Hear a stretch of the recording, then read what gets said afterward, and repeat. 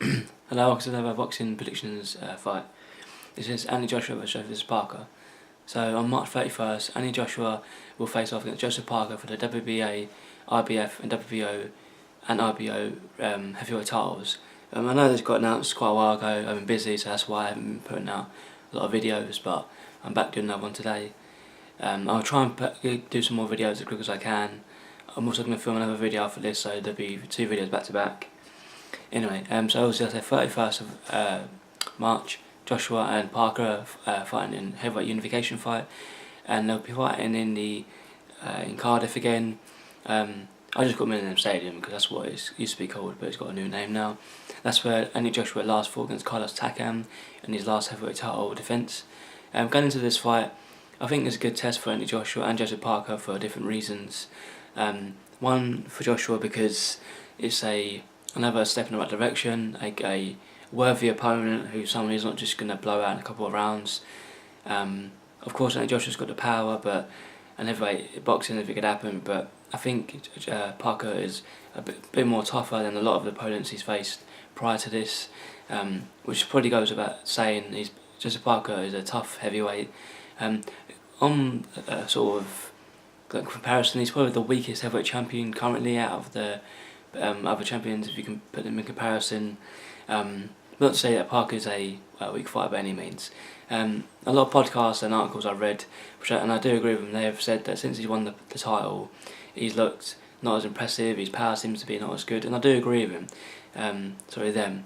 When he fought Hugh Fury, it wasn't a great performance by any means, so he's got a big point to prove in his upcoming fight.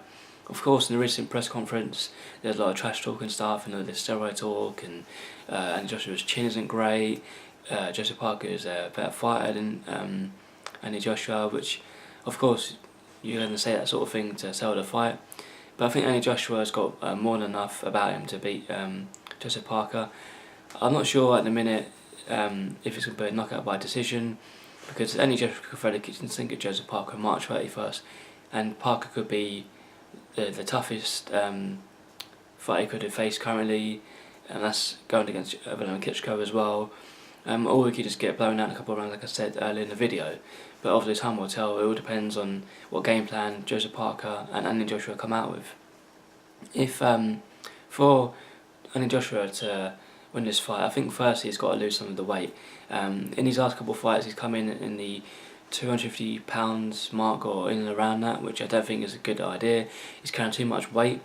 Prior to these fights, he was around 230, which is an ideal weight for his frame, because I know he's got a lot of muscle and he's got a lot of definition and he's always in great shape, but he just looks like he's getting bigger and bigger and bigger in each fight that I see him in, which might work at the minute, but I don't really see how getting bigger each fight is going to be an advantage if you go up against someone who's slick, quick, he's got hand speed and power, because he might get stuck because his weight is such a problem.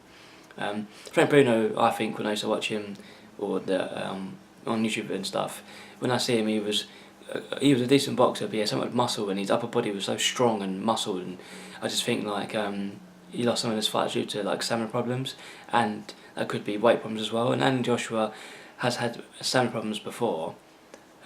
He's not perfect by any means, he's still learning, but I think if he removes some of the weight, it will he won't have such much stamina problems, because I do think that's the one reason he struggled in certain parts of the last 2 fights, because of stamina problems.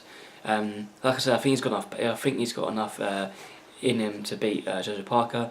I think he's more powerful, he's quicker, he's in better shape in terms of body definition. I know it's not really a point to make, but I just think Anthony Joshua's in better shape than Joseph Parker is. Like I said, I think if he beats him, everyone wants to see the big unification fight between him and Deontay Wilder. That'll be for the undisputed heavyweight title, which obviously will be a huge fight in the sport of boxing at the minute. But I think he's got to focus on Joseph Parker, which I think he's fully aware of, and I think that's what he's doing currently, of course. If Joseph Parker wins this fight, what it needs to do in this fight, I think, is, again, similar to Joshua in the weight category, because I do think he looks a bit more heavier looking than the previous fights. So I'm not sure, I don't watch him all the time, and I haven't watched him regularly, so I can't really comment on his how effective he is over the course of 12 rounds. I know he's not a knockout puncher because I have seen some of his clips and he doesn't have that sort of devastating one punch knockout that Joshua did have in his sort of earlier career. Maybe sort of changed his style or the way he approaches fights now, because, or maybe the competition has just gone up steadily and it's finding harder to get those one punch knockouts that he was getting at the start of his career. It's a good fight nonetheless, and I'm glad it's been made because you want to see unification fights. You want to see the best fighting on the best.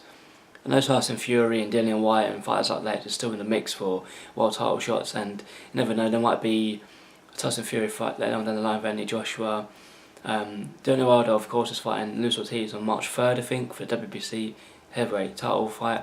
That's a big controversial fight because Luis Ortiz is technically a drugs cheat. Sorry, not technically, he is a drugs cheat.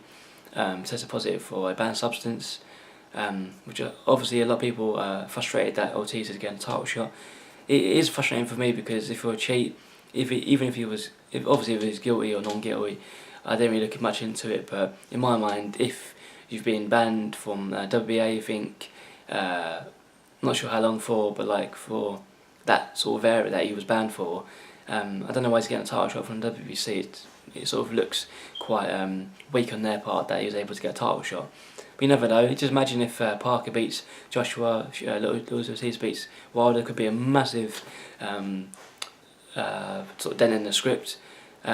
I think Andy Joshua got nothing to fight to win it. That's just my opinion. Put your comments down below what you think.